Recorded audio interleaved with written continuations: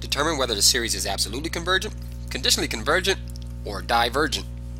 We have the sum from 2 to infinity, negative 1 to the n, natural log of n, all over n to the 2/3 power. Whenever you ask this question in this format, the very first thing you need to do is consider the series of absolute values, making all the negative guys positive.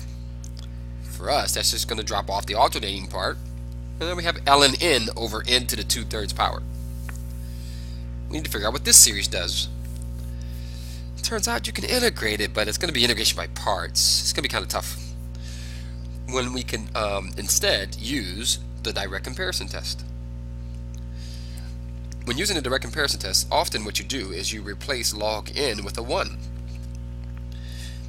Direct comparison is a hope that we can get the inequality to go the right way.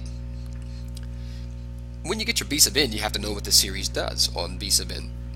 What's a p series? With p equals 2/3, which is less than 1. So it's divergent. So then what's the right way? Then what we need is that the b sub n series needs to be smaller than the a sub n series, because this guy's going off to infinity, so then the other guy would also go off to infinity. Is it true? Well, yeah, it is. As long as n is bigger than 3, as long as we go past e, then yeah, the numerator will be larger. The denominator is the same, so yeah, this guy would diverge by the direct comparison test. So the series of the series of absolute values diverges. It's not the end of the story though. Let's go put back on the alternating sign and see if we can still recover convergence. Let's go to the next slide. So we go back with the original series and use the alternating series test on it. Or if we have an inkling or a thought that maybe it diverges, we can use the test for divergence. But we think it might converge, so let's go with the alternating series test, which basically has you taking the part that's not alternating and showing two things about it. Show that its limit is 0. Show that it's decreasing.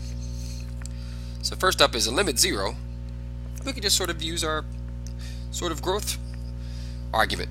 Into the 2/3, it grows faster than ln n. ln of x is one of the slowest growing functions.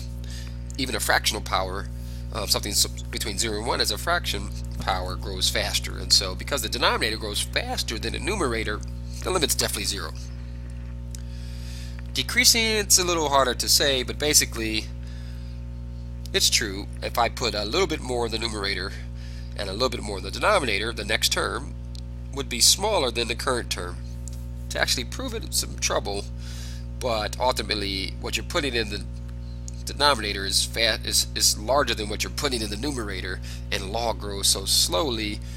It's like trying to compare, this guy would be like say 2/5, right? Trying to compare 2/5 to increasing the numerator by a small amount but increasing the denominator by a larger amount. Let's say like I don't know, tenths or something.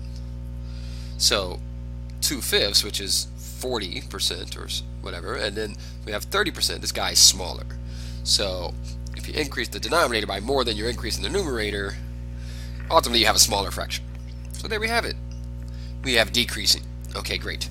So limit 0, decreasing. Alternating series test is going to tell us that we have convergence on the original when the alternating is considered. Well, let's put it all together. Here we are, where we have the series of absolute values was divergent, but the original series, once you put the alternating back on, was convergent.